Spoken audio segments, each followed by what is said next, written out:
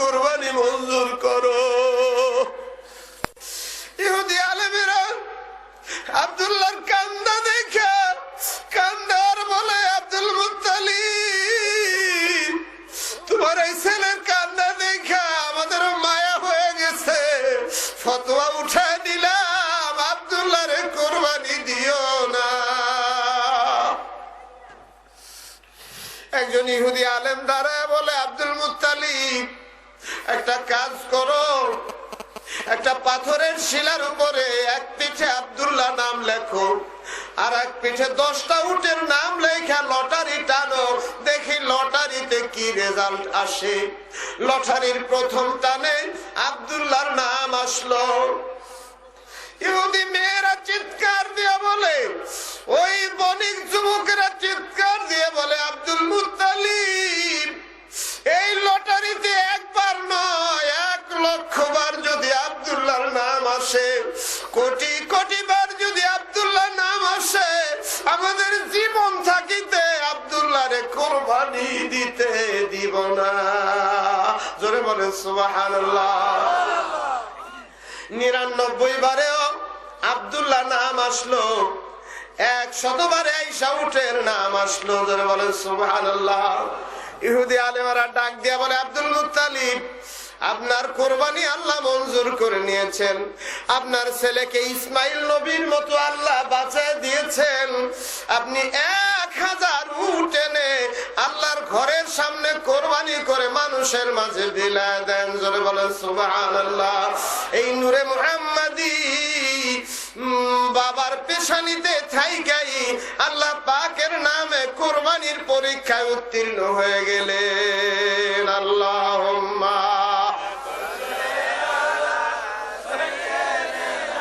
নবী নত শিরে তোমায় সেবি সাল্লে আলা মুহাম্মাদ। আল্লাহুম্মা জোরে। প্রত্যেকটা দিনে আরবের বিভিন্ন কর্নার থেকে খালি বিয়ের প্রস্তাব আসে। কার কাছে? আব্দুল মুত্তালিবের কাছে। আব্দুল্লাহর বিয়ের প্রস্তাব খালি। জমিদার নওফেল নামে এক ব্যক্তি ছিল ইহুদিদের মধ্যে সবচাইতে বড় আলেম এবং সবচাইতে বড় জমিদার। তার একমাত্র উত্তরসূরি, একমাত্র উত্তরাধিকারিণী একটাই কন্যা তার। এই কন্যাটি খাজা আব্দুল মুত্তালিবের রাস্তায় দেখা, খাজা আব্দুল্লাহর রাস্তায় দেখা আইসো আমাদের বাড়ি। বাড়িতে নিয়ে মেহমান খানায় বসায়া ভালো মন্দ খাওয়ায় কয়, আব্দুল্লাহ একটা কথা বলতাম, তোমার 12 বছর বয়সে তোমার বাবা তোমার কোরবানি দিতে চেয়েছিল, মনে আছে? কয় হ্যাঁ মনে আছে। তো 200 ইহুদি মেয়েরা জেহাদ ঘোষণা করেছিল তরবারি হাতে নিয়ে, তা কি মনে আছে? কয় তাও মনে আছে। কয় 200 যুবতী মেয়েদের সর্দারিনী ছিলাম আমি, ওদের পরিচালনা আমি করেছিলাম, আমি নেতৃত্ব দিয়েছিলাম। জোরে বলেন সুবহানাল্লাহ। কারণ কি জানো? আমি আমার বাবার সাথে আসমানি কিতাব পড়তে পড়তে একটা নূরের সন্ধান পেয়েছি, সেই নূরটা তোমার পেশানিতে আমি দেখতেছি। জোরে বলেন সুবহানাল্লাহ। তুমি রাজি হয়ে যাও, তোমার বাবারে গিয়ে জানাও, আমারে যদি তোমার বধূ কইরা তোমার বাবা তোমাদের ঘরে নেয়, আমার বাবার যত সম্পদ আছে সব তোমার পায়ে আমি ঢেলে দিব। জোরে বলেন সুবহানাল্লাহ। আব্দুল্লাহ বড় লাজুক, বাবার কাছে কয় না। শত শত প্রস্তাবনার কাছে আসে, কিন্তু বাবার কাছে কিছু কয় না। আজকে বাবা রাত্রিতে উটের কাদুয়া সাজায়া আব্দুল্লাহরে ঘুম থেকে উঠে কয়, বাবা মক্কায় আর থাকা যাবে না, তাড়াতাড়ি ইয়াসরিব চলো। ইয়াসরিবে আমাদের বংশের একটা অংশ আছে, সেই অংশের সর্দার হইল আব্দুল ওহাব জওহরি। স্বর্ণ রৌপ্য আর পাথরের ব্যবসা উনি করেন। এই আব্দুল ওহাব জওহরির একটা মেয়ে আছে, সেই মেয়েটা আমি তোমার জন্য পছন্দ করে রেখেছি বাবা। এই মক্কার কোনো মেয়ে আমার পছন্দ হয় না, তাড়াতাড়ি রাতের আধারে আমরা পালায়ে যাই চল। ইয়াসরিব গেলেন, বর্তমান মদিনা শরীফ। আব্দুল ওহাব জওহরির বাড়িতে গিয়া বলতেছে, বন্ধু আব্দুল ওহাব রে, আমি যে তোমাকে বলেছিলাম তোমার ঘরে সুন্দরী একটা মেয়ে আছে, আর আমার ঘরে সুন্দর একটা ছেলে আছে। এই দুইজনের মধ্যে যদি শুভ প্রণয় ঘটায় দেই বড় মানাবে। ও আব্দুল ওয়াহাব জওহরী, এই যে আমার আরবের শ্রেষ্ঠ রূপবান পুত্র আব্দুল্লাহ, আব্দুল ওয়াহাব জওহরী আব্দুল্লাহর মুখের দিকে তাকায়া অঝরে চোখের পানি ছেড়ে দিলেন। বললেন, আব্দুল মুত্তালিব, আসমানি কিতাব আমি অনেক পড়েছি, আমি একটা গোপন নূরের খবর জানি। সেই নূর তোমার পুত্রের পেশানির মধ্যে আমি দেখতেছি। পেশানি মানে কপাল। জোরে বলেন সুবহানাল্লাহ। বিবাহ হয়ে গেল, পুত্রবধূ নিয়ে বাড়িতে আসলেন। বাসর রাত্রির ঘটনা বড় অলৌকিক ঘটনা। এই দুনিয়াতে মানুষের জন্ম মানুষের মাধ্যমে নাকি? পুরুষের এক ফোঁটা নাপাক নতফা যৌন মিলনের মাধ্যমে নারীর জঠরে গিয়া এই শুক্র কীটগুলি ডিম্বকোষে পরিণত হয়। হাজার হাজার লক্ষ লক্ষ শুক্র কীট আক্রমণ করে মায়ের জঠরে প্রবেশ করার জন্য। আল্লাহ যেইটাকে মঞ্জুর করেন সেইটাই প্রবেশ করতে পারে, আর সেই কীটটাই মানব আকারে দুনিয়ায় আগমন করে। জোরে বলেন সুবহানাল্লাহ।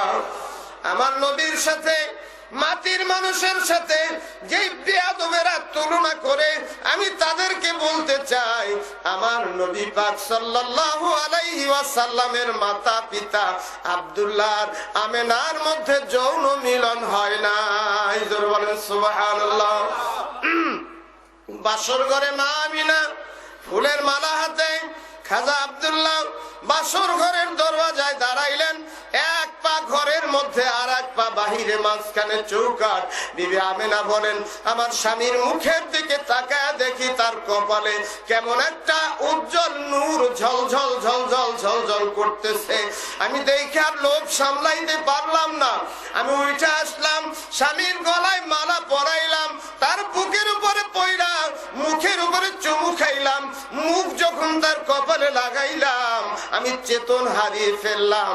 আমি স্বপ্নের মধ্যে দেখতেছি আমার মুখ দিয়া আমার স্বামীর কপাল হইতে নূরের দুইখানা বাহু, নূরের দুইখানা হাত আমার মুখ দিয়ে আমার পেটের মধ্যে প্রবেশ করলো। জোরে বলেন সুবহানাল্লাহ।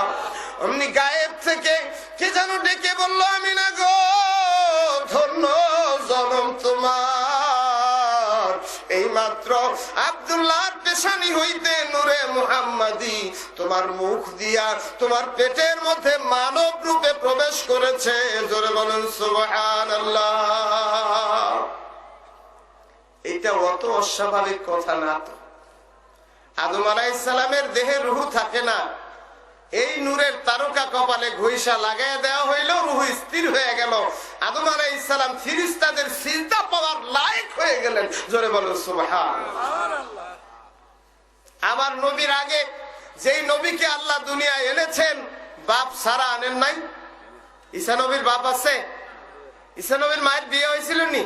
আরে কথা বলেন না কেন? এটা আল্লাহ পাক মানব গোষ্ঠীর চোখে একটা ধাঁধা আল্লাহ লাগাই দিলেন যে দেখ, আমার হাবিবের জন্ম হবে অস্বাভাবিক ভাবে, সেই কারণে আমার হাবিবের আগের নবীর জন্মটা আমি অস্বাভাবিক ভাবেই করাইলাম। জোরে বলেন সুবহানাল্লাহ। কুমারী মেয়ের কি, কুমারী মেয়েদের কি সন্তান হয় নাকি? হ্যাঁ, বিবি মরিয়ম কুমারী ছিলেন, আল্লাহর কুদরতে তিনি গর্ভবতী হয়েছেন। ঈসা রুহুল্লাহ, আল্লাহর দেওয়া রুহু ঈসা আলাইহিস সালাম মায়ের পেটে আসলেন, দুনিয়ায় আসলেন, আমার নবীর সন্ধান পাইলেন, আল্লাহর দরবারে কানলেন, আমার নবীর উম্মত হওয়ার জন্য আল্লাহ মঞ্জুর করে নিলেন। চতুর্থ আসমানে সশরীরে আল্লাহ ওনাকে রেখে দিয়েছেন। এই আখেরি জামানায় শান্তির নিশান দিয়া আমার নবীর উম্মতের কাতারে ঈসা নবীকে আল্লাহ পাঠাবেন। জোরে বলেন সুবহানাল্লাহ। তিনি আমাদের ভাই হয়ে আসবেন। জোরে বলেন আলহামদুলিল্লাহ। বন্ধুরা আমার, বিবি আমিনা বলেন, আবার যখন চেতন ফিরল, আমি চোখ খুলে দেখি আমার স্বামীটা আমার বুকের উপরে বেহুশ হয়ে পড়ে আছে। আমি খাজা আব্দুল্লাহর এই অনেক কষ্ট করে বিছানার উপরে শোয়াইলাম। আমি তার মাথায় তেল মালিশ করলাম, সর্বশরীর মালিশ করলাম, চেতন ফিরে না। মনের মধ্যে বড় ভয় লাগলো, বাসর ঘরে বুঝি স্বামী হারাইলাম। আমি বাহির হয়ে দেখি আকাশে পূর্ণিমার চাঁদ হাসতেছে। আমার ঘরের দরজা থেকে আল্লাহর ঘরের জ্যোতি আমি দেখতেছি। আল্লাহর ঘরে বিশেষ নূর চমকাইতেছে, যা অতীতে কোনদিন আমি দেখি নাই, কোন রাতেও দেখি নাই। আমার লোভ হইল আল্লাহর ঘর তাওয়াফ করার, আল্লাহর ঘর তাওয়াফ করব। আখিরি নবী আমার পেটে এসেছেন, তার শুকরিয়া আদায় করব, আর আমার স্বামীর প্রাণ ভিক্ষা চাইব। আমি যাইতেছি, আহারে সাফা মারোয়া দুই পর্বতের মাঝখান থেকে গিরিপথ, জাবালে সাফার চূড়া হইতে বাঘ একটা নাইমা আসতেছে, জাবালে মারোয়ার চূড়ার থেকে হরিণ একটা নাইমা আসতেছে। বাঘ হরিণের দিকে আসতেছে, হরিণ বাঘের দিকে আসতেছে। আমার ভয় লাগলো, এরা হয়তো কোনো জিন ভূত হবে, না হলে হরিণ যদি বাঘে দেখে বন ভাঙা হরিণকে তাড়া করে শিকার করার জন্য, হরিণ যদি বাঘকে দেখে বন ভাঙা দৌড়ায় বাঘের হাত থেকে বাঁচার জন্য। এরা দেখি দুইজন দুই দিক থেকে একে অপরের দিকে আসতেছে। আমি দাঁড়াইলাম, বাঘ হরিণ ডাক দিয়া বলে, মা আমিনা গো, আমরা জিন ভূত নই, আমরা আসলেই বাঘ আর হরিণ। আমরা একটু আগে একটা এলান শুনেছি, ফেরেশতারা এলান করে গেছে, একটু আগে নাকি আব্দুল্লাহর পেশানি হইতে নূরে মুহাম্মাদি আপনার জঠরে প্রবেশ করেছে। ও মা আমিনা, নবী দুনিয়ায় আসা পর্যন্ত জীবিত থাকবো কিনা, দেখতে পারবো কিনা সন্দেহ লাগতেছে। আমরা তোমাকে আসতে দেখা আমাদের ভিতরের দুশ্মনী আমরা ছেড়ে দিয়েছি, আমরা শান্তি চুক্তি করেছি, আমরা দুইজনে তোমার দুই কদমে চুমা খাইয়া আমাদের জনম ধন্য করে নিব। জোরে বলেন সুবহানাল্লাহ। মা আমিনা পরের রাত্রিতে ঘুমায় আছেন, স্বপ্নে দেখতেছেন কোন এক বুজুর্গ ব্যক্তি ডাক দিয়া বলতেছেন, আমিনা গো, বড় সাবধানে চলাফেরা করিও, তোমার গর্ভে অবস্থান করতেছেন রাহমাতাল লিল আলামিন, সমস্ত নবীদের নবী, সমস্ত রাসূলদের রাসূল, কাবার কাবা, জান্নাতের জান্নাত, তোমার পেটের মধ্যে তিনি তাশরীফ এনেছেন। মা আমিনা সাবধানে চলিও। সকাল বেলায় স্বামীর কাছে স্বপ্নের কথা ব্যক্ত করলেন। আব্দুল্লাহ গিয়া তার বাবার কাছে বলল, আপনার বৌমা এই স্বপ্ন দেখেছে। আরবের রসম অনুযায়ী ওনারা মন্তব্য করলেন, নিশ্চয়ই তাকে জিনে আসর করেছে, না হলে এই ধরনের স্বপ্ন কেন সে দেখবে। আরবের রসম ছিল জিনে পাওয়া রোগীদের হাতে পায়ে লোহার বেড়ি পরিয়ে দিত। মা আমিনার হাতে পায়ে লোহার বেড়ি পরিয়ে দিয়েছে। পরের রাত্রিতে মা আমিনা ঘুমায় আছেন, একজন বুজুর্গ ব্যক্তি আইসা বলতেছেন, আমিনা গো, সর্বনাশ করেছো, তুমি অপরাধ করে ফেলেছো। তোমার স্বপ্ন স্বামীর কাছে কেন বললা? তোমার স্বামী তো স্বপ্ন মিথ্যা সাব্যস্ত করতেছে, তোমার হাতে পায়ে লোহার বেড়ি পড়িয়েছে। খবরদার বেয়াদবি করিও না, তোমার গর্ভে রাহমাতাল লিল আলামিন অবস্থান করতেছেন। আঙ্গুলের হিলনি দেওয়ার সাথে সাথে হাত পায়ের লোহার বেড়িগুলি ভেঙে চুরমার হয়ে মাটিতে পড়ে যায়। জোরে বলেন সুবহানাল্লাহ। আমার বন্ধুগণ, বিবি আমিনা সকাল বেলায় স্বামীকে বলতেছেন, স্বামী, আমার স্বপ্ন সত্য, তোমাদের ধারণা ভুল। ওই দেখো আমার হাত পায়ের লোহার বেড়ি চূর্ণ বিচূর্ণ হয়ে বিছানায় পড়ে আছে। গত রাত্রে যিনি খাপ দেখিয়েছিলেন তিনি এসে ধমক দিয়েছেন, আখিরি নবীর মা, তোমার হাতে পায়ে লোহার বেড়ি কেন? ধমকের সাথে সাথে লোহার বেড়ি ভেঙে চুরমার হয়ে মাটিতে পড়ে আছে। খাজা আব্দুল্লাহ মা আমিনার স্বপ্ন বিশ্বাস করলেন। খাজা আব্দুল মুত্তালিব মা আমিনার স্বপ্ন বিশ্বাস বিশ্বাস করলেন আমার নবীজি মায়ের পেটে 4 মাসের এই সময় ওনার বাবা হুজুরের বাবা খাজা আব্দুল্লাহ তার বাবা আব্দুল মুত্তালিবের কাছে প্রস্তাব দিল, বাবা যান শাম সিরিয়ায় অনেক দিন যাবত ব্যবসা করতে যাই না, আপনার নাতি আসতেছে দুনিয়ায়, তার খেদমতে আমার তো থাকতে হবে, সে আসার পরে 2-3 বছরে তো আমি ব্যবসায় যাইতে পারবো না, বাবা আপনি যদি অনুমতি দেন আমি শামের বাণিজ্যের জন্য একটা কাফেলার আয়োজন করি। বাবার অনুমতি নিয়ে কাফেলার আয়োজন করলেন, শামের বাণিজ্যে বড়ই লাভবান হইলেন। আসার পথে মদিনাতুত তাইয়্যিবা হইতে 13 মাইল পূর্ব দক্ষিণ কোণে বদরের প্রান্তরে আবু বস্তির কাছে এসে তিনি অসুস্থ হয়ে পড়লেন। 3 দিন অসুস্থ থাকার পরে তিনি সেই জায়গায় ইন্তেকাল করলেন। জোরে বলুন সুবহানাল্লাহ। আমার বন্ধুরা, শামের কাফেলা ফিরে গেল মক্কায়, খাজা আব্দুল্লাহ আর ফিরল না। মা আমিনা স্বামীর বিরহ বেদনায় কান্দে। খাজা আব্দুল মুত্তালিব বললেন, ও মা আমিনা, তোমার স্বপ্ন আমি বিশ্বাস করেছি। জোরে বলুন সুবহানাল্লাহ। মা আমিনার স্বপ্ন যিনি বিশ্বাস করেছেন, আমি বলবো আমার নবীর উপরও তিনি বিশ্বাস করেছেন, তিনি ঈমানদার নাকি? খাজা আব্দুল্লাহ আমার মা আমিনার স্বপ্ন বিশ্বাস করেছেন, তিনিও কিন্তু ঈমানদার। জোরে বলেন সুবহানাল্লাহ। মা আমিনা স্বপ্ন বিশ্বাস করেছেন, এই বিশ্বাস আমার নবীর উপরে, তাই তিনিও ঈমানদার। এই 3 জন কিন্তু জান্নাতি। আল্লাহুম্মা। আমার শাহী মেহমান খানায় মা তুমি থাকবে, তোমার ঘর থেকে চলে আসো। আমার শাহী মেহমান খানায় তুমি থাকবে, দাস দাসী যত প্রয়োজন সব দেওয়া হবে মা, তোমার কোনো কষ্ট নাই, তুমি কোনো চিন্তা করবা না। মা আমিনা গো, আমার নাতির মুখ না দেখা পর্যন্ত আমার আব্দুল্লাহর কথা আমি ভুলতে পারবো না। খাজা আব্দুল মুত্তালিব মা আমিনারে বড় যত্নে রাখলেন। মা আমিনা বলেছেন, দুপুরের প্রখর রোদের সময় আমি যদি মরুভূমির পথ দিয়ে হাঁটতাম, 1 খণ্ড মেঘ আমার মাথার উপরে ছায়া দিত, ডাইকা ডাইকা বলতো, আমিনা গো, তোমার গর্ভে অবস্থান করতেছেন রাহমাতাল লিল আলামিন, সেই কারণে মা তোমার একটু খেদমত করলাম, কবুল করে নিও। জোরে বলেন সুবহানাল্লাহ। মা আমিনা বলেছেন, আমি যখন কুয়ার কিনারে পানি আনতে যাইতাম, জমজম কুয়ার কিনারে যখন আমি বালতি হাতে দাঁড়াইতাম, কূপের নিচে যা ধাক্কা মাইরা পানি মুখে আইনা দে, আমার হাবিবের মার পানি নিতে যেন কষ্ট হয় না। ওরে দেখা দাও দয়ালো নবী, একবার আসিয়া বলি হওয়া যায়, যারে স্বপ্নে দেখলে দোজখ হারাম হইয়া যায়।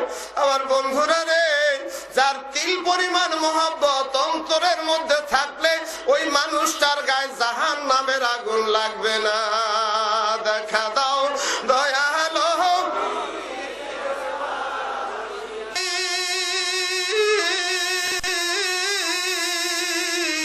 মক্কারো কাফেরো যত তোমায় কষ্ট দিত অবিরত, শত জ্বালাতন করার পরেও, শত জ্বালাতন করার পরেও দেখতো নয়ন ভরিয়া, দেখা দাও দয়ালো নবী, আরে দেখা দাও দয়ালো, মায়ার নবী নূরের ছবি, মায়ার নবী নূরের ছবি, কোথায় রইলেন লুকাইয়া, দেখা দাও, দেখা দাও দয়ালো নবী। আল্লাহুম্মা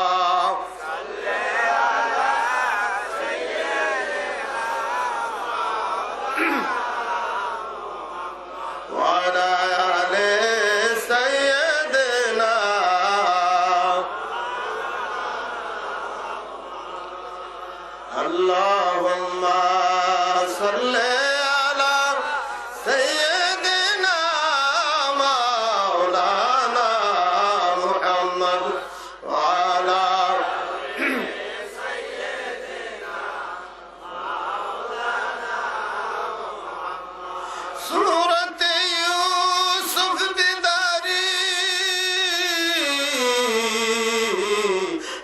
হিকমতে লোকমান মা কারে কুরআন বারি আয় দিলে শাদ মানে মা আল্লাহুম্মা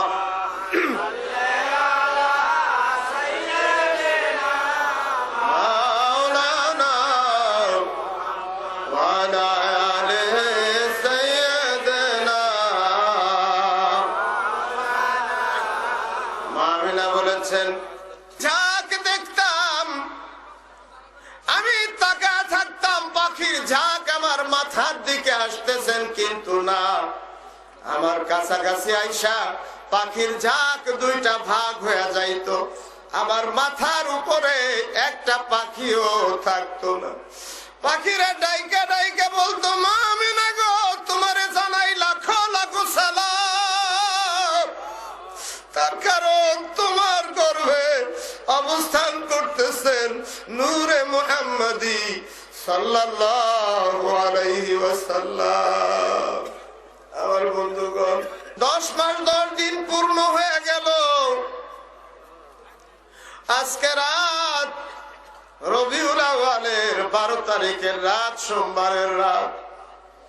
আমার দয়াল নবী মানব রূপে মায়ের আর ওনার নিজস্ব দাসী উম্মে আয়মান, এই দুইজনকে নিয়ে মা আমিনার ঘরে প্রবেশ করলেন।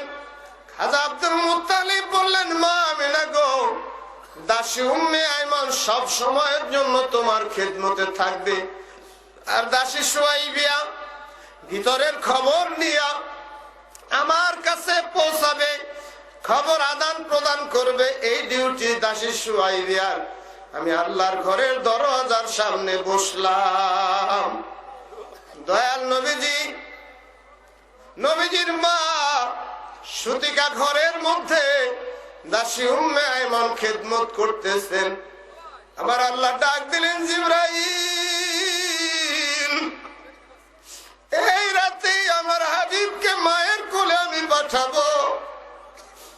আজ থেকে 12 দিন পরে তায়েফের হালিমা আমার নবীকে নিতে আসবে। হালিমার বাড়িতে আমার নবী 4 বছর অবস্থান করবেন। তায়েফের মাটি বড় কঠিন, অনুর্বর মাটি, তায়েফের মাটিতে কোনো ফসল হয় না। আমার নবীর শুভাগমনের খাতিরে আমি তায়েফের জমিনকে সুজলা সুফলা শস্য শ্যামলা করে দিব। যারা বলেন সুবহানাল্লাহ। জিবরাইল, তুমি যাও তায়েফে, হালিমার বাড়িটা মাঝখানে রাইখা দৈর্ঘ্যে প্রস্থে 72 মাইলের মাটি 70 গজ নিচ থেকে উঠায়া নিয়া বাহারে মাইয়েতের মধ্যে ফেলে দাও, আর নীলনদের তলদেশ থেকে মাটি আইনা ওই খালি জায়গাগুলি ভরাট করে দাও। আমার হাবিবের খাতিরে আমি তায়েফের জমিন কিয়ামত পর্যন্ত উর্বর করে দিলাম। জোরে বলো সুবহানাল্লাহ। আমার বন্ধুরা, রাত গভীর হয়ে গেছে। খাজা আব্দুল মুত্তালিব কাবা শরীফের ওয়ালের সাথে পিঠ লাগায়া ঘুমায় গেছেন। ঘুমের মধ্যে তিনি কি যেন স্বপ্নে দেখলেন, চমকে উঠলেন। একটা দৌড় দিয়া মা হালিমার ঘরের দরওয়াজায় দাঁড়াইলেন, ডাক দিলেন, দাসী উম্মে আয়মান, এরে সুয়াইবিয়া, তোরা বাহির হ, আমার কাছে কেন তোরা শুভ সংবাদ জানাইলি না? দাসী উম্মে আয়মান বাইরে আসলো, দাসী সুয়াইবিয়া বাইরে আসলো। খাজা আব্দুল মুত্তালিব কান্দে আর কয়, কই রে আমার নাতি মুহাম্মদ, কই আমার আব্দুল্লাহর এতিম পুত্র মুহাম্মদকে আমার কোলে দে, আমার নাতিরে বুকে লইয়া আমি আজকে পুত্রের শোক ভুলে যাব। দাসী সুয়াইবিয়া আর উম্মে আয়মান বলতেছেন, আপনার মাথা ঠিক আছে নি? এখনো পর্যন্ত আমিনার সন্তান দুনিয়ায় আসে নাই, আপনি বলতেছেন নাতি, আবার নাম বলতেছেন, আপনার মাথা মনে হয় ঠিক নাই। আব্দুল মুত্তালিব কয় আমার মাথা ঠিকঠাক আছে, আমি কাবা শরীফের গায়ে পিঠ লাগায় ঘুমায় গেছিলাম, আমি স্বপ্নে দেখলাম আসমানের দরওয়াজা যেন কে খুলে দিয়েছে, আসমান হইতে পরীর মতো কতগুলি মানুষ উইরা উইরা আমার বাড়ির দিকে আসতেছে। একজন আর একজনকে ডাকে, আয়রে হাওয়া, আয়রে আসিয়া, আয়রে রহিমা, আয়রে মরিয়াম, জলদি আয়, মক্কার আমিনার ঘরে আমরা যাই, মুহাম্মাদুর রাসূলুল্লাহ দুনিয়ায় আসবেন, আমরা নবীর মায়ের খেদমত করে আসি।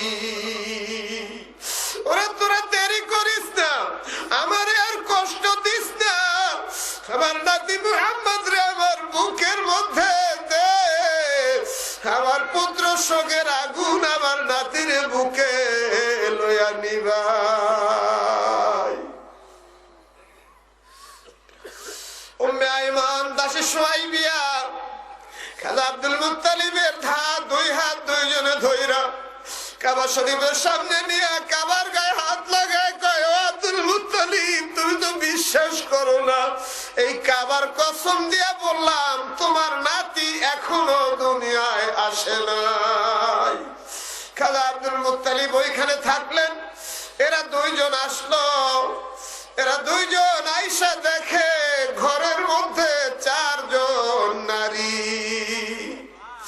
এই চারজন নারীর একজন মা আমিনার মাথায় হাত বুলে বলতেছে, মা আমিনা গো, ধন্য জনম তোমার, আমি হইলাম প্রথম মানবী, আমি হইলাম শেষ পয়গম্বরের মা, আমি আদম নবীর অর্ধাঙ্গিনী, আমি মানবের মা, তোমারও মা লাগি।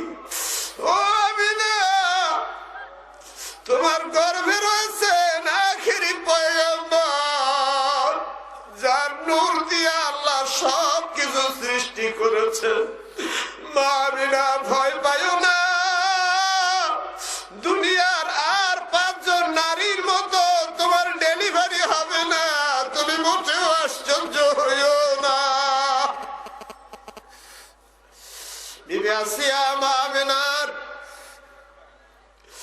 মাথায় হাত বুলে কয়, ও মা আমিনা, আমি ফেরাউনের স্ত্রী বিবি আসিয়া, আমি মুসা নবীরে 16 বছর ছেলের মর্যাদায় লালন পালন করেছিলাম। আমার মুসা প্রায় সময় কাঁদতো আর বলতো, মা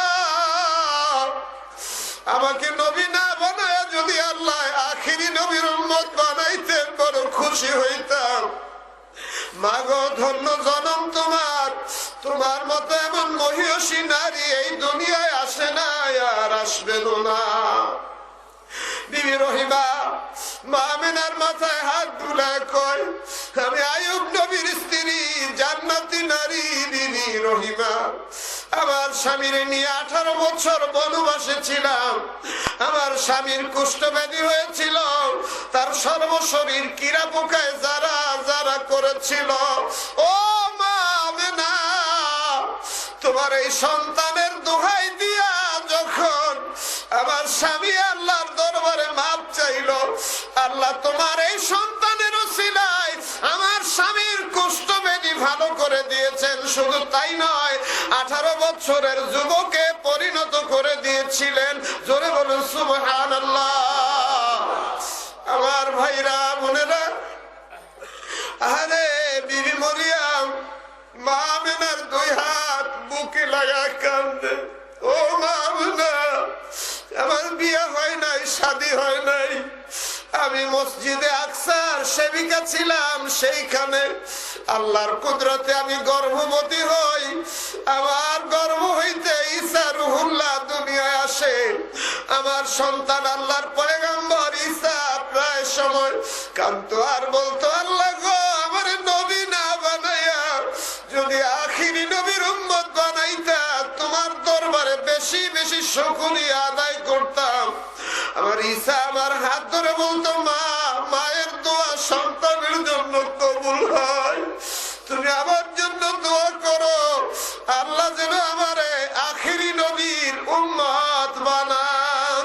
ও মা আমিনা, করেছেন, আমার ঈসার দোয়া আল্লাহ কবুল করেছেন। আমার ঈসাকে আল্লাহ সশরীরে চতুর্থ আসমানে নিয়ে রেখেছেন। আমার ঈসাকে আখিরি জামানায় তোমার এই সন্তানের উম্মত করে আল্লাহ পুনরায় দুনিয়ায় পাঠাবেন। এই চারজনের সাথে কথা বলতেছেন মা আমিনা। এই কথা বলার ফাঁক দিয়া চারজন হঠাৎ কইরা বিদায় হইল। মা আমিনা ওনার দিকে তাকাইলেন, আবার নিজের দিকে চক্ষু ঘুরে দেখে কোলের কাছে নূরে মুহাম্মাদি, কোলের কাছে ওনার পেটের সন্তান সিজদায় পড়ে আছে। মা আমিনা বলেন, গোসল করানো অবস্থায়, খাতনা করানো অবস্থায়, নার কাটা অবস্থায়, সুন্দর পোশাক পরিহিত অবস্থায় আমার সন্তান আমার কোলের কাছে সিজদায় পড়ে আছে। এই রকম সিজদায় তো কোনো মানব শিশু আমি দেখি নাই। আমি আমার ছেলের মুখের কাছে কান লাগায় শুনি, আমার ছেলে বলে, ইয়া রাব্বি হাবলি উম্মতি, ইয়া রাব্বি হাবলি উম্মতি। মা আমিনা বলেন, আমার ছেলেকে উঠাইয়া বুকের মধ্যে জড়ায় ধরলাম, তার মুখের উপর আমি চুমু খাইলাম, তার কপালে আমি চুমু খাইলাম। আমার শরীরটা শীতল হয়ে গেল। আমার শরীরের মধ্যে এমন একটা শান্তি অনুভব করলাম, এই শান্তি অতীত জীবনে আর কোনোদিন আমি পাই নাই। আমার বন্ধুগণ, মা আমিনা বলেন, আমি আমার ছেলেকে আমার কোলের কাছে দেখা দাসী উম্মে আইমানকে আর সুয়াইবিয়াকে বললাম, তোমরা দুইজন আমার ছেলেটারে দেখো, আমি একটু আড়ালে গিয়ে আমার দেহটা তল্লাশি করি। মা হওয়ার যে লক্ষণগুলি আছে, সন্তান প্রসব করার যে লক্ষণগুলি আছে, সেই সব লক্ষণ আমি চেক করলাম।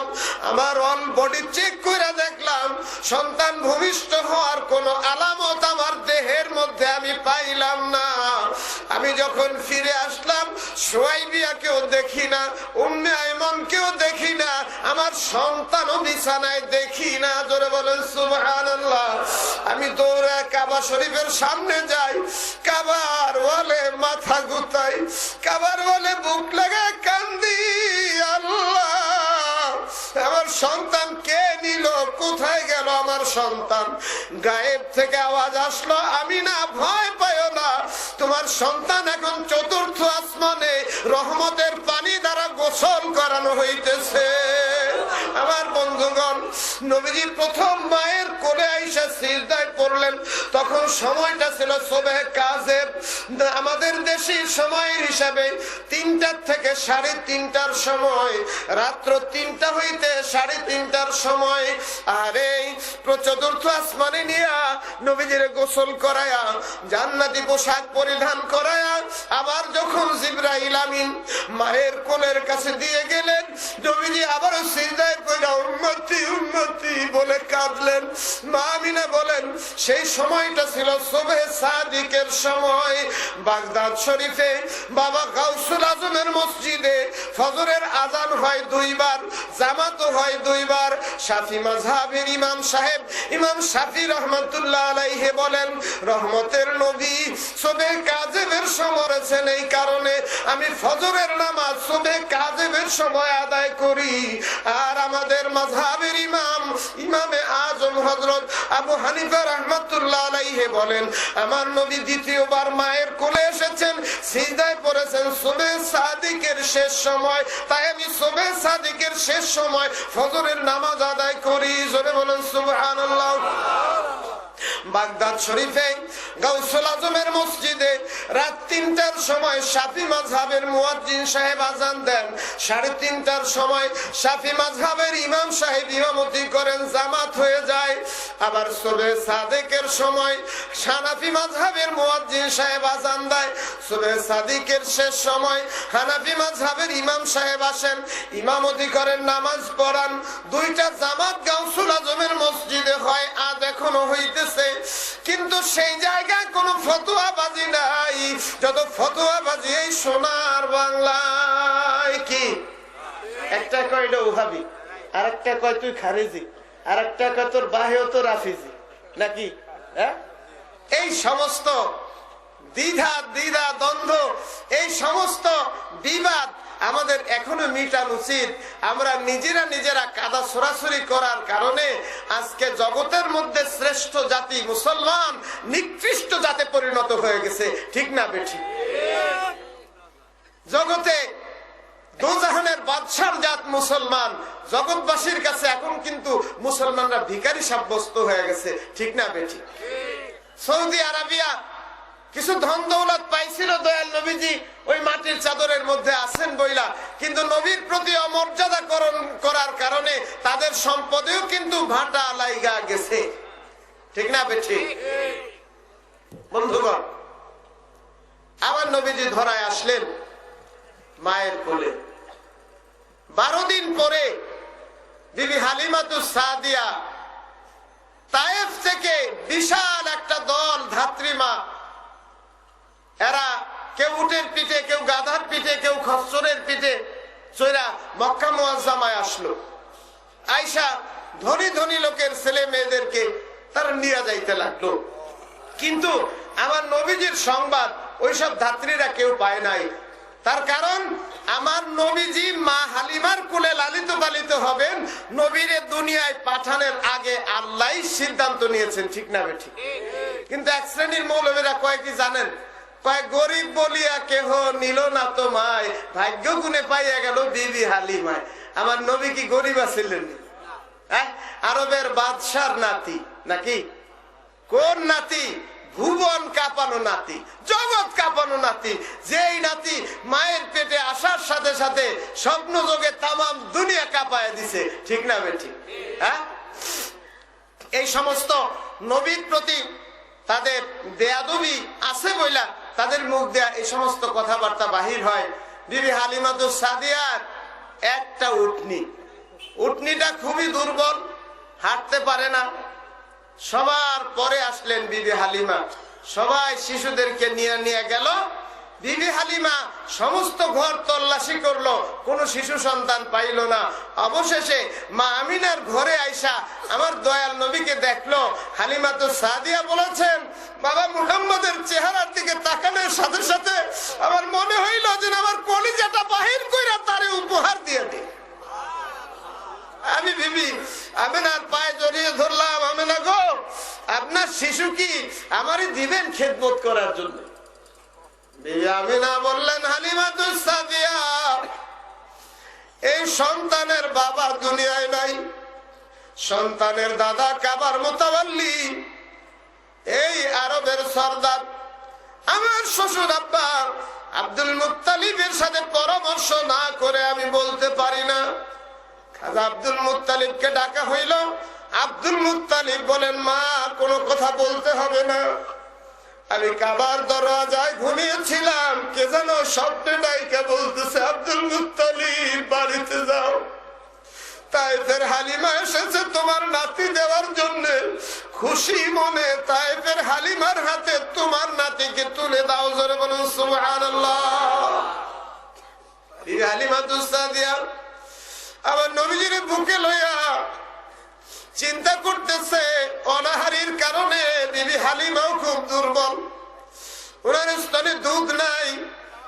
আমার নবীজির মুখ ডান বুকের দিকে নিয়ে ডান দুধের বুটা মুখের মধ্যে দিলেন। হালিমা বলেছেন, আমার বাবা মুহাম্মদ আমার দুধের বুটা মুখে নেওয়ার সাথে সাথে আমার সর্বশরীর শিহরে উঠলো, আমার দুধের বান টনটন করে ফুলে উঠলো, আমার বাবা মুহাম্মদ পেট ভরে দুধ পান করলো। এরপরে আমি আমার বাবা মুহাম্মদকে বাম দুধের দুধের দিকে নিলাম, কিন্তু না, বাম দুধে মুখ লাগাইলো না। তার কারণ আমার নিজের একটা সন্তান ছিল, আমার গর্ভজাত সন্তান আব্দুল্লাহ। এই আব্দুল্লাহর জন্য আমার বাবা মুহাম্মদ সেই শিশুকালে 12 দিন বয়সে ভাইয়ের হক নষ্ট করলেন না, ভাইয়ের আমানতের খেয়ানত করলেন না। জোরে বলেন সুবহানাল্লাহ। সেই নবীর উম্মত হইয়া ভাইয়ের হক নষ্ট করি, আমানতের খেয়ানত করি কিনা?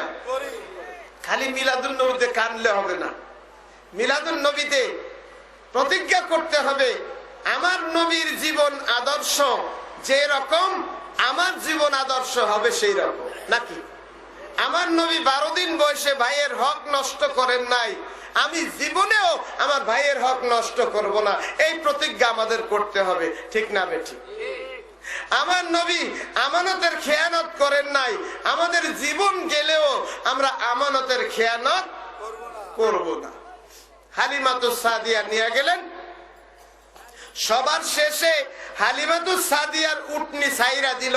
আমার নবী হালিমাতুস সাদিয়ার উটনির পিঠে ওঠার কারণে আল্লাহর কুদরতে উটনি শক্তিশালী হয়ে গেল, দৌড়াইতে লাগলো, সবাই আগে বাড়িতে পুষলো। জোরে বলেন সুবহানাল্লাহ।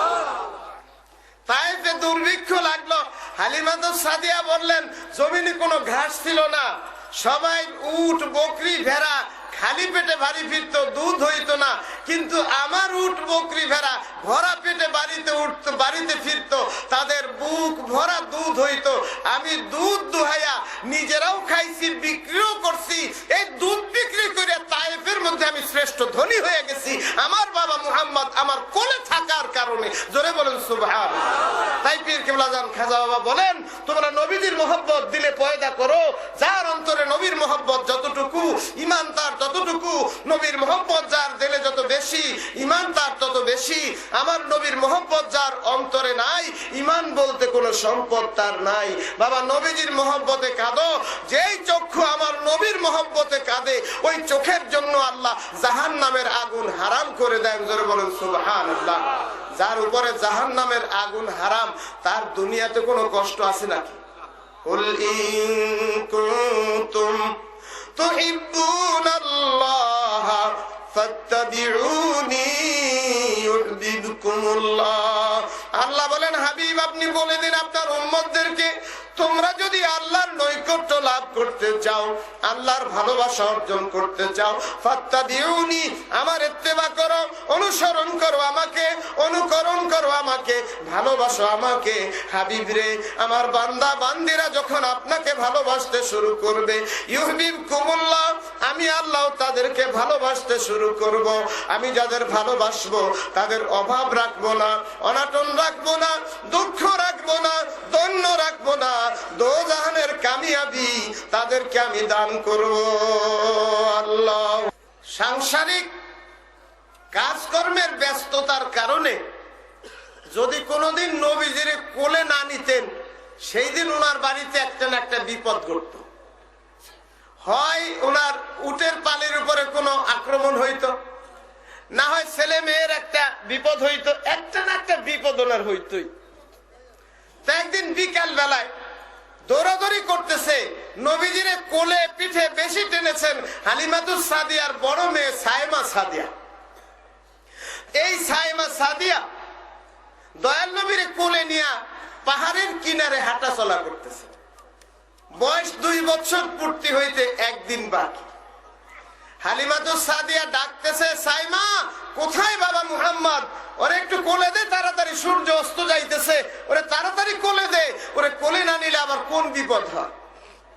কোলে নিলেন, কোলে নিতে গেলেন, সাইমা সাদিয়া বলতেছেন, মাগো ওই পাহাড়ের উপরে সোনার তক্তার উপরে সবুজ পোশাকে একজন মানুষ দেখতেছি, একজন যুবক মানুষ।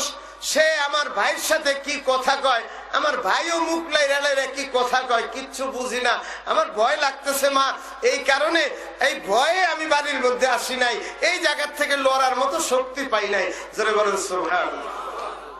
হালিমাতুস সাদিয়া বলেন, 2 বছর বয়স, মা বলে ডাক দেয় না, আমার মেয়ে সাইমাকে বোন বলে ডাকে না, এক গ্লাস পানি চায় না, একটা রুটি চায় না, কোনো কথা বলে না।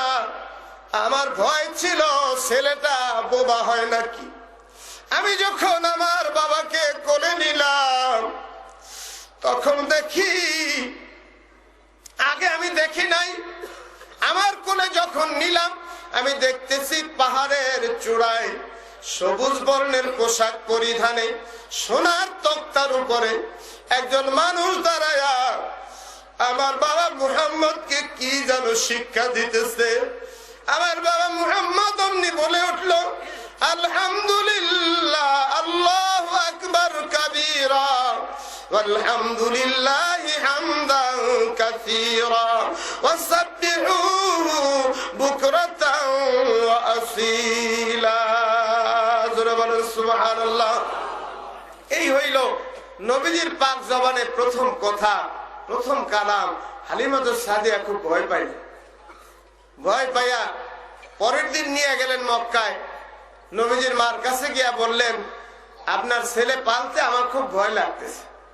2 বছর বয়স, সে কোনো কথাই বলে না, কিন্তু কালকে আমি সাইমার কোল থেকে নিলাম, আমি দেখি পাহাড়ের উপরে সবুজ পোশাকে একজন যুবক দাঁড়ায় আছে, সে যেন কি বলতেছে। আর আপনার ছেলে বইলা উঠলো, আল্লাহু আকবার কাবীরা, আলহামদুলিল্লাহি হামদান কাসীরা, ওয়াসাব্বিহুহু বুকরাতান ওয়া আসীলা। আমেনা বোন, আমার খুব ভয় লাগতেছে, আপনার ছেলে আপনি রাইখা দেন। আর যেই টাকা আপনার সাথে আমার চুক্তি হয়েছিল, আমি একটা টাকাও নিব না, আমার ছেলের খেদমতে আমি সব উজাড় করে দিয়ে গেলাম। জোরে বলেন সুবহানাল্লাহ। মা আমিনা বলেন যে তোমাকে সবচেয়ে বেশি উপঢৌকন দেওয়ার জন্য আমার শ্বশুর প্রস্তুত হয়ে আছে, তুমি এটা কি কও? আমার বাবা আমারে যে এটা দিছে, এইটাই তো বহন করা আমার জন্য বড় কঠিন হয়ে গেছে। জোরে বলেন সুবহানাল্লাহ। মা আমিনা বলেন সেটা কেমন?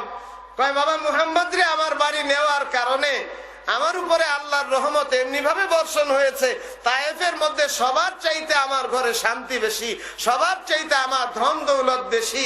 আমার বাবাই আমারে যা দিয়ে আসছে, এইটা যেন রক্ষণাবেক্ষণ করার তৌফিক আল্লাহ আমারে দেয়, কিন্তু তার খেদমতের বিনিময়ে আমি কিছুই নিব না। মক্কায় মহামারী কলেরা।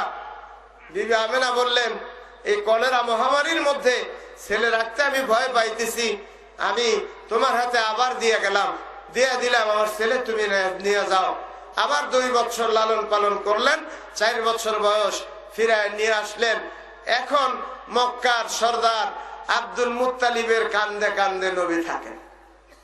আব্দুল মুত্তালিব খাইতে গেলে মুহাম্মদ, নাইতে গেলে মুহাম্মদ, উঠতে গেলে মুহাম্মদ, বসতে গেলে মুহাম্মদ, শুইতে গেলে মুহাম্মদ, নাতি ছাড়া আর কিছুই বুঝে না। বয়স 6 বছর হয়েছে। কয় বছর হইল? 6 বছর। বিকাল বেলায় খাজা আব্দুল মুত্তালিব কাবা শরীফের পরিষ্কার পরিচ্ছন্নতার কাজ করেন। ওই ফাঁকে নবীজিরে বলেন, যাও দাদু, ছেলেরা খেলা করতেছে, ওদের সাথে খেলাধুলা করে আসো, তোমার মা গিয়ে তোমার নিয়ে আসবে। ছেলেরা খেলাধুলা করে, আমার নবী বসে বসে খেলা দেখেন, কিন্তু খেলাধুলা তিনি করেন না, বসে দেখেন। কিন্তু দাদাই মনে করে নাতে খেলে, মায়ও মনে করে যে আমার ছেলে খেলাধুলা করতেছে। কিন্তু আজকে অন্ধকার হয়ে গেছে, নবীজি ঘরে যান না। ওনার মা খোঁজে বের হয়েছেন, গিয়া দেখেন পাহাড়ের একটা পাথরের সাথে পিঠ লাগায়া নবীজি ফোপায় ফোপায় কাঁদবে। চোখের পানিতে বুক ভাইসা যাইতেছে। মা আমিনা বলেন, বাবা মুহাম্মদ, অন্ধকার হয়ে গেছে, সবাই বাড়ি গেছে, যার যার বাড়ি গেছে, তোমারে কেন বাবা ঘরে পাইলাম না, কেন গেলা না? কিসের জন্য কান্দো? কে তোমাকে গালি দিয়েছে? কে তোমাকে মেরেছে বলো? তোমার দাদা মক্কার সর্দার, তোমার দাদার কাছে বিচার নালিশ দিয়া আমি বিচারের ব্যবস্থা করব। নবীজি বললেন, মা গো, আমি তো কাউকে গালি দেই না, তাই কেউ আমাকে গালি দেয় না। আমি কাউকে মারি না, তাই কেউ আমাকে মারে না। আজ আমার কলিজায় আঘাত লেগেছে মা, আমার কলিজায় ব্যথা লেগেছে। এই ব্যথা দূর হইতেছে না। মা আমিনা বলেন কিসের ব্যথা? কয় বালক ছেলেরা খেলতে আসে, সন্ধ্যা হয়ে আসলে প্রত্যেকটা ছেলের বাবারা আসে, ছেলেরা বাবাকে দেখে দৌড়ে যায়, গায়ের কাপড় দিয়া বাবায় ধুলা বালি মুছাইয়া ছেলেদেরকে বুকে লইয়া মুখে জমা খাইয়া কান্দে উঠাইয়া বাড়িতে নিয়ে যায়। ও মা, এই মাঠে আজকে 2 বছর আমি খেলাধুলা দেখি, কিন্তু আমার বাবা তো একদিন আইসা বললো না, কইরে মোহাম্মদ আমার বুকে আয়। ও মা, আমার কি বাবা নাই? যদি থাকে বাবা আমার কোথায়? মা আমিনা কান্দে আর বলে, আল্লাহ, আমি মুহাম্মাদের প্রশ্নের উত্তর কেমনে দিব? তার চাইতে ভালো তুমি আমার নিয়ে যাও। নবীজি কান্দেন আর বলেন, মা, বাবার কথা জিজ্ঞেস করলাম, অমনি কান্না শুরু করলা, কারণ কি? মা আমিনা বলেন, এ বাবা মুহাম্মদ, তোমার বাবা ইয়াসরিনে আবু বস্তির কাছে ঘুমায় আছে। তুমি যদি চাও তোমার বাবার সাথে তোমার আমি দেখা করাবো। বাড়িতে গিয়া খাজা আব্দুল মুত্তালিবকে বললেন, আব্বাজান, আপনার নাতি তার বাবারে দেখতে চায়। দাদার গলা ধরে কান্দে আর বলে, দাদা গো, আজকে 2 বছর মাঠে আমি খেলাধুলা দেখি, ছেলেদের সাথে মেলামেশা করি, কিন্তু প্রত্যেকটা দিন সন্ধ্যার সময় ছেলেদের বাবারা আইসা বুকে কইরা নিয়ে যায়। আমার কি বাবা নাই গো দাদা? আমার বাবা তো একদিনও আমাকে নিতে গেল না। আমিনাকে ডাক দিয়া বললেন, আমিনা গো, আমি দাসী উম্মে আইমনকে দিলাম আর তার 2 সহোদর ভাইকে তোমার সাথে দিলাম।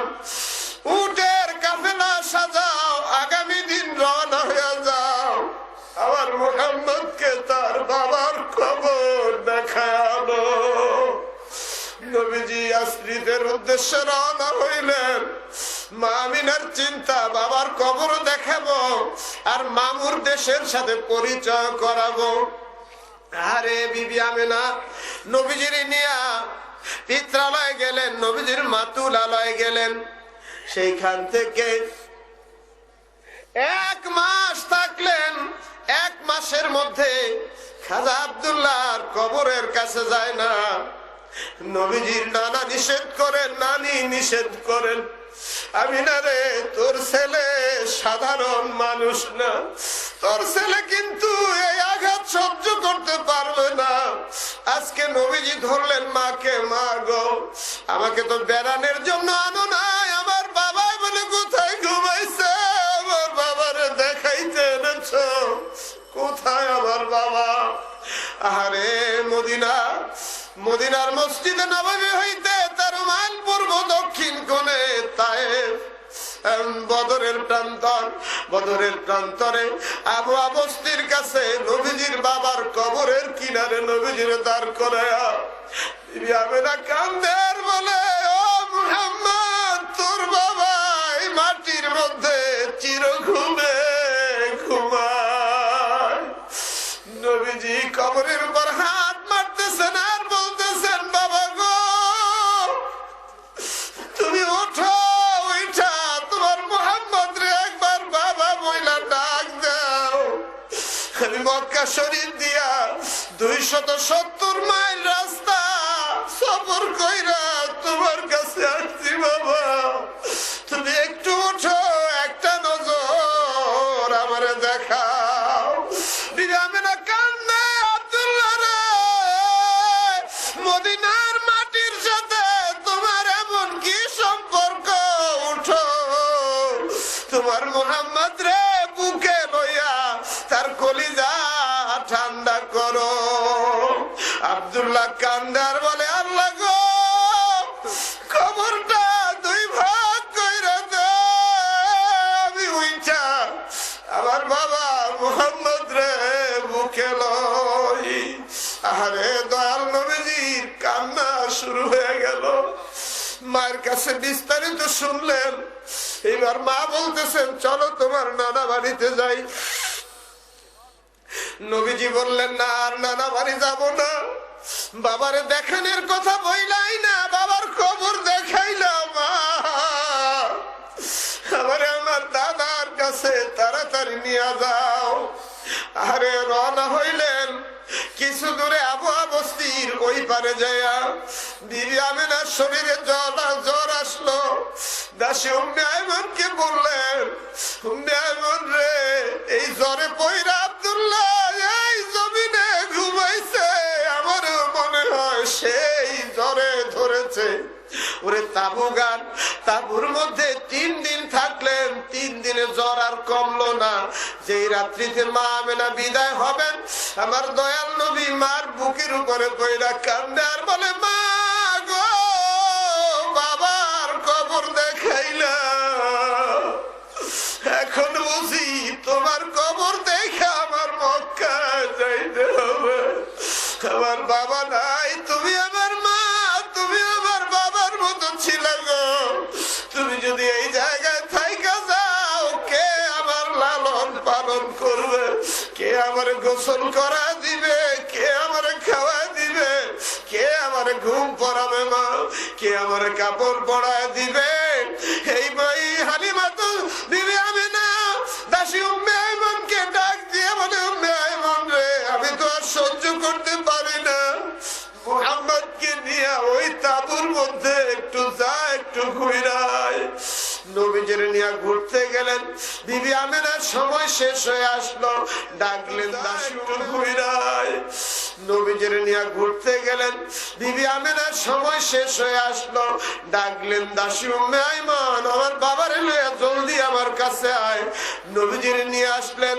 দাসী উম্মে আইমনকে বললেন, উম্মে আইমন, আমি মনে হয় বিদায় হয়ে যাইতেছি, তুই যতদিন বেঁচে থাকবি আমার মুহাম্মাদের কাছে আমিনার মতোই তুই থাকবি। আমার মুহাম্মদ তোর মা ডাকবে, আমার মুহাম্মাদের যেন খাওয়ায় কষ্ট হয় না, পড়ায় কষ্ট হয় না, আমার মুহাম্মাদের চোখ দিয়ে যেন পানি ঝরে না।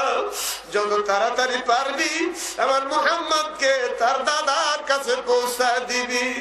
এই বলে দিবি আমেনা ইহ জগৎ ত্যাগ করলেন। নবীজি মার বুকের উপরে বইরা কান্দে, মা গো, ইয়াসরিব আসলে তোমারে হারাইব, এইটা যদি আগে জানতাম কোনদিন বাবারে দেখার কথা বলতাম না। নবীজির নানা আসলেন, নানি আসলেন, মামুরা সবাই আসলেন, আত্মীয় স্বজনেরা সবাই আসলেন। মা আমিনার দাফন কাফন হয়ে গেল। নানা বললেন বাড়িতে নিয়ে যাওয়ার। নবীজি বললেন না, তোমাদের দেশে আমার বাবা হারাইছে, বাবার দেখতে এসে মারেও হারাইছি, তোমাদের বাড়িতে আর ফিরে যাব না, যত তাড়াতাড়ি পারি আমার দাদার কাছে যাব। কাফেলা রওনা হইল। দিন দুপুরে বিকালে পাহাড়ের চূড়ায় উঠা এদিক সেদিক তাকায়, মদিনার কাফেলা কেন আসে না? আজকে কাফেলা নজরে পড়লো। কাফেলা যখন কাছাকাছি আসতে, আহারে আব্দুল মুত্তালিব ডাক দিছে, কই রে আব্বাস, আবুল আহাব, আমির হামজা, তোরা কে কোথায় আছো? জলদি আয়, আমার কপাল বুঝি আবার পুড়ে গেছে, আবার কপাল বুঝি আবার ভেঙে গেছে।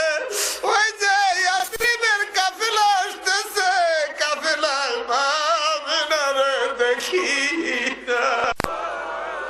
গেলেন ঈদে আলেমের সামনে গিয়া খাজা আব্দুল মুত্তালিব বলেন, আমার নাতি তার বাবার কবর দেখতে গিয়া তার মায়ের এই ইয়াসরিব হারাইয়া এই যে কান্না শুরু করছে, 270 মাইলের রাস্তা, কান্না বন্ধ হয় নাই। আমার নাতির চক্ষু বন্ধ হয়ে গেছে, চক্ষু খোলে না। তুমি তো আসমানি কিতাব পড়ো, আমার নাতির চোখে একটু ফু দিয়া দাও, চোখটা ভালো। ইহুদি আলেম নবীজির চেহারার দিকে তাকায় কয়, আব্দুল মুত্তালিব, তোমার নাতির নিয়ে দাঁড়াও, একটু তাওরীত কিতাবখানা দেখে আসি। কিতাব দেখে আয়েশা কয়, আব্দুল মুত্তালিব রে, তোমার নাতির চোখে ফু দেওয়ার মতো ফুওয়ালা মানুষ এই দুনিয়ায় এখন নাই। তার রোগের দাওয়াই তার মুখের মধ্যে। তুমি তোমার আঙ্গুল দিয়া তার মুখের থেকে একটু লালা নিয়া তার দুই চোখে লাগায় দাও, এক্ষুনি তার চোখ ভালো হয়ে যাবে। জোরে বলে সুবহানাল্লাহ। দুই চোখের মুখ থেকে একটু লালা মুবারক নিয়া দুই চোখে লাগায় দিলেন, নবীজির চক্ষু মুবারক ভালো হয়ে গেল। জোরে বলে সুবহানাল্লাহ।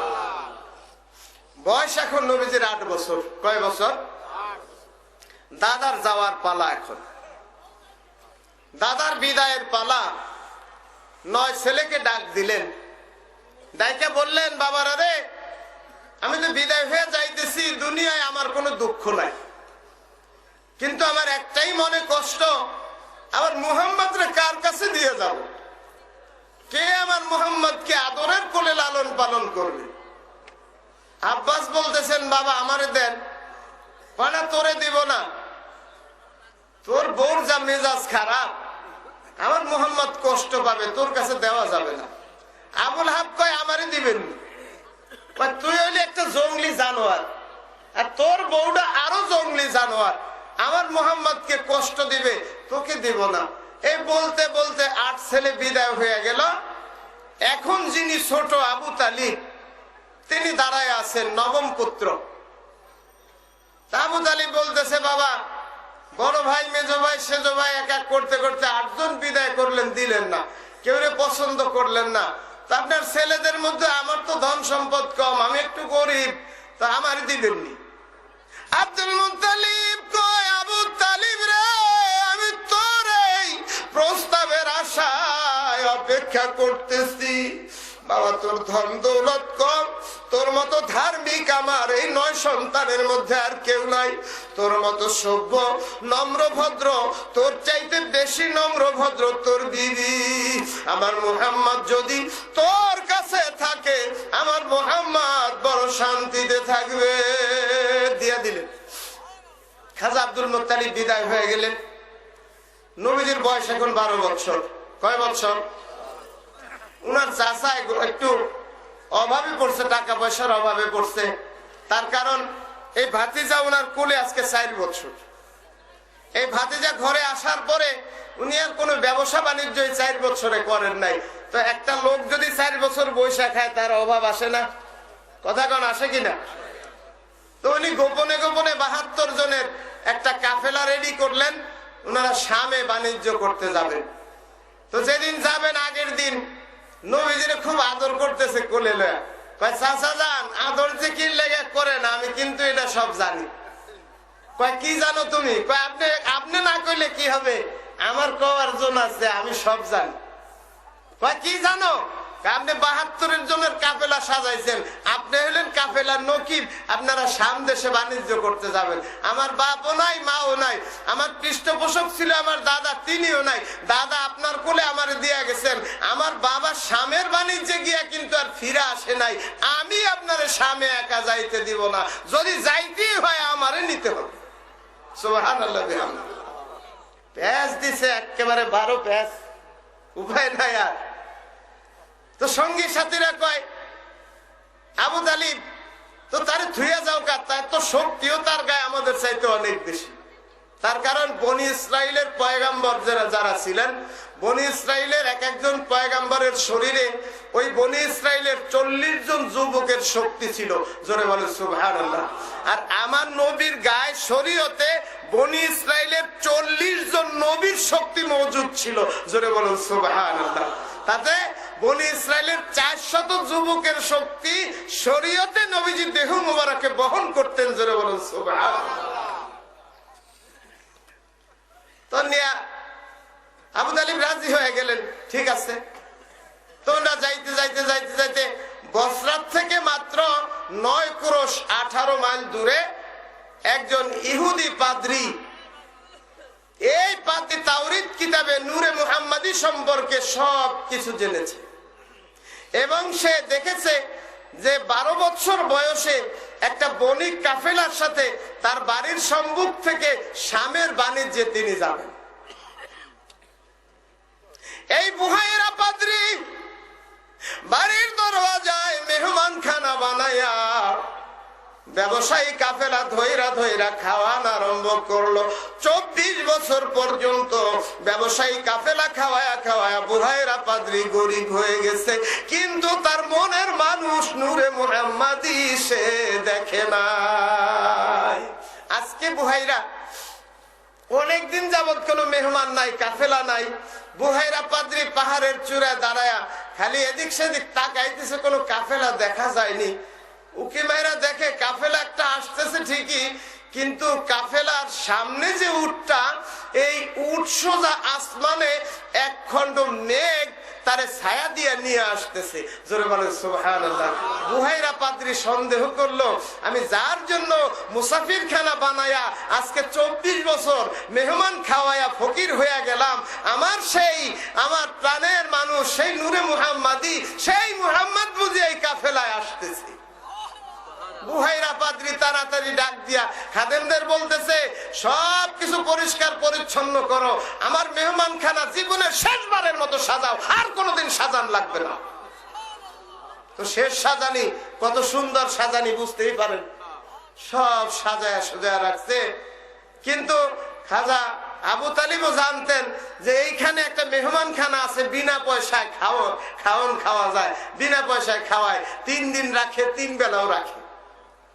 তো সঙ্গীদের বললেন, আমরা বুহাইরার বাড়িতে কিন্তু দুপুরে খানা খাবো আজকে, তোমরা চিন্তা করো না, তাড়াতাড়ি কাফেলা চালায় যাও। কাফেলা আইসা যখন থামলো, বুহাইরা পাদ্রী গিয়া ডাক দিল, এই কাফেলার নকিব কে? আমি খাজা আব্দুল মুত্তালিবের পুত্র আবু তালিব। নাইমা আসেন, আপনি কি কোনোদিন আমার বাড়িতে আসছেন? হ্যাঁ, আর কয়েকবার আপনার বাড়িতে মেহমানি খানা আমি খেয়েছি, আজকেও আমি আসছি। 72 জন সাথী আমার, আর আমার একটা ছেলে আছে সাথে, আমরা 73 জন মোট। বুহাইরা পাদ্রী বললো, আপনারা ওই যে খেজুরের বাগানে সবাই ছায়া ছায়া বসা যান, আর উটগুলা সব ওই বাগানে ছাইরা দেন। দয়াল নবী আদবের খাতিরে চাচার কাছে না বসা উনি গিয়া একটা গাছের নিচে বসছেন, যেই গাছে না আছে পাতা, না আছে ফল, না আছে ফুল। বুহাইরা পাদ্রী নবীজি হাইটা যাইতেছেন, আর ওই মেঘের ছায়া যাইতেছে, বুহাইরার নজর কিন্তু ওই দিকে। বুহাইরা ছায়া দেখে আমার নবী গাছের নিচে বসার সাথে সাথে মরা গাছে ফুল ফুইটা গেল, পাতা কাণ্ডে গাছটা ভরপুর হয়ে গেল, আমার নবীর ছায়া দিল। বুহাইরা পাদ্রী খাবার দাবার সব রেডি কইরা কাফেলার নকিব খাজা আবু তালিবরে ডাক দিলেন যে, আপনার লোকজন সব নিয়ে আপনি আসেন, আমি খানার ব্যবস্থা করছি, আপনারা খাইয়া যান। বুহাইরা পাদ্রী দরজার সামনে দাঁড়ায় রয়েছে, সবাই ছায়া মাপতেছে, কেন সে জানে যে নূরে মুহাম্মাদির কোনো ছায়া নাই। কিন্তু যার জন্য তার আয়োজন, সে কিন্তু আসে নাই, খানা দেয় না। আবু তালিব কয়, কেউ পাদ্রী খানা দেও না? খানা দেওয়ার রক্ত তো হয় নাই। তাহলে ডাকলা কে? কয়, আপনার সব লোক নিয়ে আসতে বলছি, সব লোক তো আনেন নাই। কয়, হ্যাঁ, আমার একটা ভাই ছেলে আছে আমাদের সাথে, ও খুব বিশ্বস্ত, খুব শক্তিশালী, তো ওরে মাল পাহারা রাইখা আসছি। বুহাইরা পাদ্রী বুকের ভিতরে চাপা কান্না, বলতেছে, ওই ছেলেটার জন্যই তো আমার এত আয়োজন, ওই ছেলে না আসা পর্যন্ত খানা দেওয়া হবে না। বুহাইরা দাঁড়ায় আছে। আবু তালিব ডাক দিলেন, বাবা মুহাম্মদ জলদি করে আসো। আমার নবীজি বুহাইরার সামনে আসলেন। বুহাইরা নবীর ছায়ার দিকে তাকায় দেখে ছায়া নাই, কারণ বুহাইরা জানে, বিচ্ছুরা ইল্লা ইলাইকা ওয়াল গামামা লা কাযাল্লাক ওয়াল মালা সাল্লু আলাইক। এটা তাওরীতের ইবারত। বুহাইরা জানে, আল্লাহ বলেছেন, হাবিব, তোমার কায়াটা আমি মানব কুলে দিলাম তোমার উম্মতদের জন্য, আর তোমার ছায়াটা আমার কাছে রাইখা দিলাম, তোমার ছায়া দেখে আমার কুদরতি প্রাণ জুড়ায়। খাওয়া দাওয়া সব হয়ে গেল। বুহাইরা পাদ্রী বলল, সবাই যান, নকিব সাহেব আমার সাথে আমার অন্দরমহলে আসে। খাজা আবু তালিবকে অন্দরমহলে নিয়ে গেল। কয় আপনি তো কুরাইশ বংশের ছেলে? কয় হ। আপনি তো আব্দুল মুত্তালিবের ছেলে, মক্কার সর্দার, বাইতুল্লাহ মোতাওয়াল্লি তার ছেলে তো, মিথ্যা তো করবেন না? কয় না। আপনার সাথে যে ছেলেটা, ওটা কি আসলে আপনার ছেলে? কয় না, আমার ভাইয়ের ছেলে। কয় তাইলে ঠিক আছে। তো তার বাবার নাম কি আব্দুল্লাহ ছিল? কয় হ্যাঁ আব্দুল্লাহ ছিল। তার মার নাম কি আমেনা ছিল? কয় হ্যাঁ আমেনাই ছিল। তো তার নানার নাম কি আব্দুল ওহাব জওহরি? কয় হ। তার দাদার নাম কি আব্দুল মুত্তালিব? কয় হ্যাঁ। হাত জড়ায় ধরছে আবু তালিব, আপনার এই ভাতিজা সাধারণ মানুষ না, তিনি হচ্ছেন সমস্ত নবীদের নবী, বেহেশতের বেহেশত, কাবার কাবা। 40 বছর বয়সে উনি নবুয়তি দায়িত্ব পাবেন। সেদিন যদি আমি বুহাইরা জীবিত থাকি, আমি ওনার প্রথম কালেমার মুসলমান হব। শাম, সিরিয়ার ইহুদি পাদ্রীরা আসমানি কিতাব খুইলা বৈশা আছে এই ছেলের জন্য। যদি শাম সিরিয়া এই ছেলে নিয়ে যান, এই ছেলের লাশও আপনি পাবেন না। আবু তালিব বললেন কি করব তাহলে? আপনাদের মাল সামান আমাদের এই সিরিয়ার একটা গ্রাম্য হাট আছে, এই হাটে বিক্রি কইরা আপনি ছেলে নিয়ে যত তাড়াতাড়ি পারেন মক্কায় চলে যান। তো কাফেলা গিয়া সবাই বলল, কেউ রাজি হলো না। উনি বলেন ঠিক আছে তোমরা যাও, আমার মাল সামান আর আমার ভাতিজা শামে যাবে না, আমি এই বসরাত এই হাটে আমার মাল সামান বিক্রি করবো। এখন সর্দার বিক্রি করবে, সঙ্গীরা না করে পারে নাকি? সঙ্গীরাও রাজি হয়ে গেল।